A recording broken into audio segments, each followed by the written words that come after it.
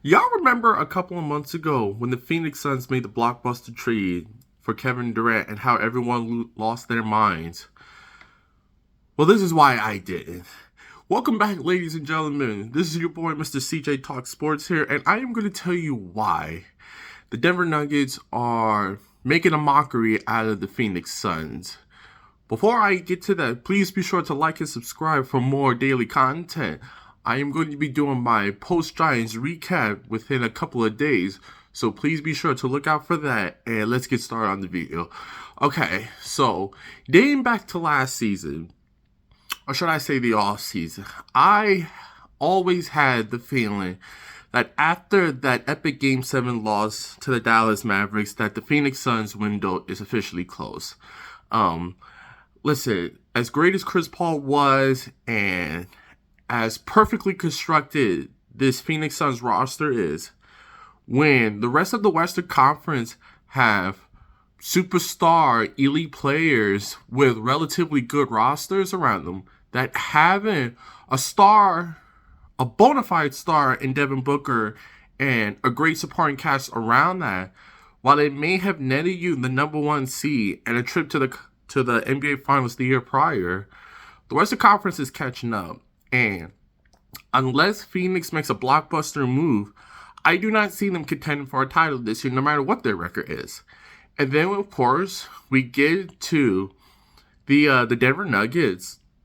I fully believe that assuming they get a fully healthy Jamal Murray and Michael Porter Jr., with the additions of the offseason that they have made that offseason, with the KCPs of the world, the Bruce Browns, Aaron Gordon falling back to the fourth option, that this team was going to be as good and as deep as anybody.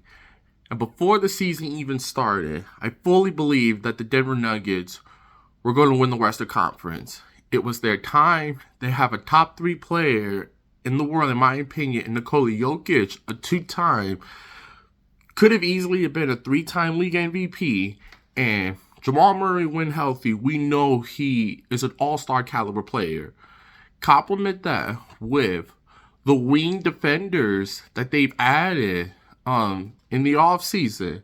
I fully believe that if the Denver Nuggets could just muster up enough stops, that they could take down pretty much anyone, particularly out west.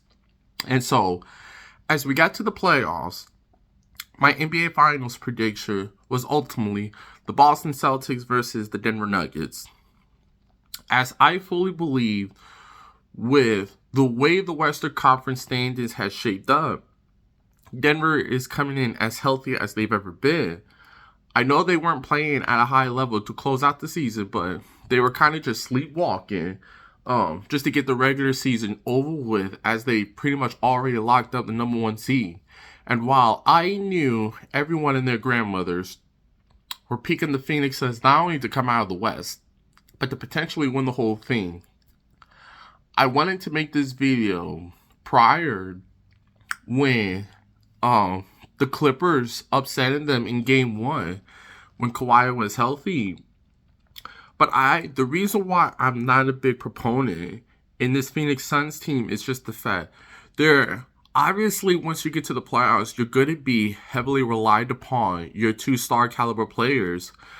But no team in these NBA Finals is more dependent on their star level players than Phoenix with Booker and Kevin Durant. And with that, considering all they gave up for Kevin Durant, they have little to no depth, not much rim protection, and not many wing defenders.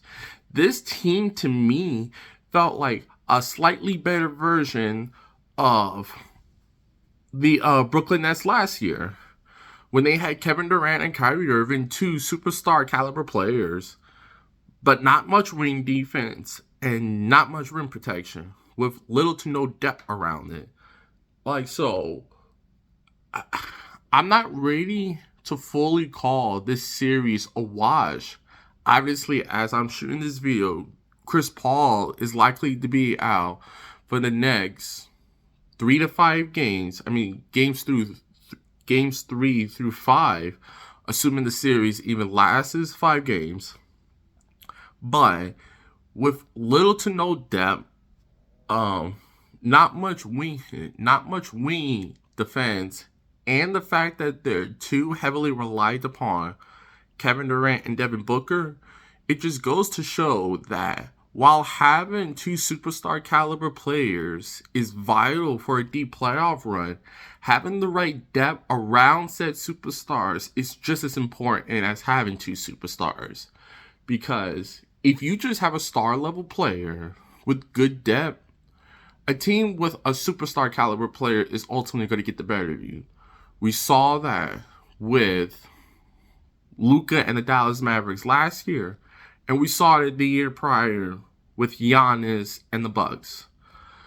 So while I applaud Phoenix for making that Kevin Durant trade because they desperately needed to if they were going to be a legit title contender, in doing so, while removing all their depth,